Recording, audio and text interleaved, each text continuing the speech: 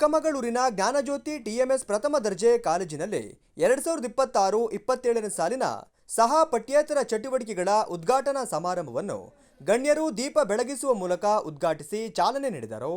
ಬಳಿಕ ಮಾತನಾಡಿದ ಅವರು, ಕಾಲೇಜಿನ ಪ್ರಾಂಶುಪಾಲರಾದ ಇಂದ್ರೇಶ್ ಅವರು ಮಾತನಾಡಿ, ನಮ್ಮ ಕಾಲೇಜನ್ನು ಆಯ್ಕೆ ಮಾಡಿಕೊಂಡು ಬಂದಿರುವ ನೀವು ನಿಜಕ್ಕೂ ಅದೃಷ್ಟವಂತರು. ತೊಟ್ಟಿಲನ್ನು ತೂಗುವ ಕೈ ಜಗತ್ತನ್ನೇ ತೂಗಬಲ್ಲದು ಎನ್ನುವ ನುಡಿಯಂತೆ ನಮ್ಮ ಸಂಸ್ಥೆಯ ಅಡಿಪಾಯವನ್ನ ತಾಯಂದಿರ ಸೇವಾ ಮನೋಭಾವ ನಿರ್ಮಿಸಿದೆ. 1926ರಲ್ಲಿ ಆರಂಭವಾದ ಈ ಶಿಕ್ಷಣ ಸಂಸ್ಥೆ ಇಂದು ಶತಮಾನೋತ್ಸವದ ಸಂಭ್ರಮದಲ್ಲಿದ್ದು 100 ವರ್ಷಗಳ ಶೈಕ್ಷಣಿಕ ಪರಂಪರೆಯನ್ನು ಯಶಸ್ವಿಯಾಗಿ ಪೂರೈಸಿದೆ ಎಂದರು. ತೊಟ್ಟಿಲನ್ನು ತೂಗುವ ಕೈ ಜಗತ್ತನ್ನೇ ತೂಗಬಲ್ಲದು. ಇದು ನಾನು ನಮ್ಮನ್ನೆಲ್ಲ ಬೆಳೆಸಿದಂತಹ ತಾಯಂದಿರು, ಆ ತಾಯಂದಿರಿಂದಲೇ ಆರಂಭವಾದಂತಹ ಈ ಸಂಸ್ಥೆ ಸ್ವತಂತ್ರ ಪೂರ್ವದಲ್ಲಿ ಕ್ರಿಸ್ತಶಕ 1926ರಲ್ಲಿ ಆರಂಭವಾಗಿ ಇಲ್ಲಿಗೆ ನಾವು 100ನೇ ವರ್ಷದಲ್ಲಿ ಇದ್ದೀವಿ.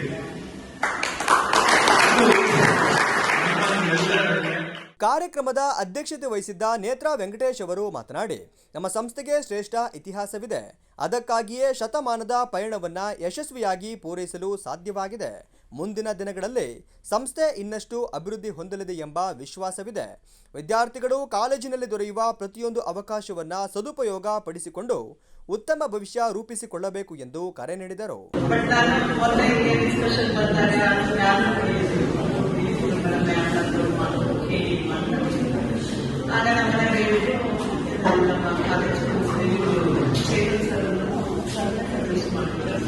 ನಾನು ಫೋನ್ ಮಾಡಿದ ತಕ್ಷಣ ಅವ್ರು ಇನ್ನೊಂದು ಮಾತೇ ಹೇಳಿಲ್ಲ, ಖಂಡಿತ ಬರ್ತೀವಿ ಅಂತ ಹೇಳಿ.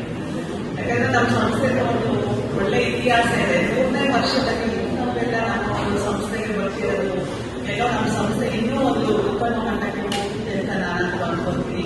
ಜೊತೆಗೆ ಅವರು ಈ ಸರಿ ಕ್ಯಾಂಪಸ್ ಕೂಡ ನಿಮ್ಮ ಪ್ರತಿ ವರ್ಷನೂ ಕ್ಯಾಂಪಸ್ ಕೂಡ ನಾವು ನಮ್ಮ ಒಂದು ಇದರಿಂದ ಇಲ್ಲಿ ಮಾಡ್ತೀವಿ ಅನ್ನೋ ಒಂದು ವಿಶ್ವಾಸ ನಮಗೆ ಕೊಟ್ಟಿದ್ದಾರೆ. ಮಕ್ಕಳ ಈ ಒಂದು ಜನರೆಲ್ಲರೂ ಆಪರ್ಚುನಿಟಿನ ಸದುಪಯೋಗ ಮಾಡ್ಕೊಳ್ಳಿ. ಮತ್ತೆ ವಿದ್ಯಾರ್ಥಿ ಸಂಘದಲ್ಲಿ ನೀವೆಲ್ಲ ಎಲೆಕ್ಷನ್ನಲ್ಲಿ ಯಾಕಂದ್ರೆ ಇದೇ ಸಂದರ್ಭದಲ್ಲಿ ಕಾಲೇಜು ವಿದ್ಯಾರ್ಥಿ ಸಂಘದ ನೂತನ ಅಧ್ಯಕ್ಷರಾದ ದರ್ಶನ್ ಎಂಕೆ, ಕಾರ್ಯದರ್ಶಿ ಸಿದ್ಧಾರ್ಥ ಹಾಗೂ ಉಪಾಧ್ಯಕ್ಷೆ ಅಮೂಲ್ಯ ಅವರು ಪ್ರಮಾಣ ವಚನ ಸ್ವೀಕರಿಸಿದರು.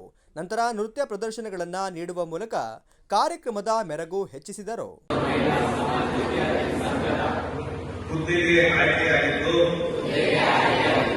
ನನಗೆ ವಹಿಸಲಾದ ಜವಾಬ್ದಾರಿಯನ್ನು ಪ್ರಾಮಾಣಿಕತೆ, ನಿಷ್ಠೆ, ಜವಾಬ್ದಾರಿಯುತವಾಗಿ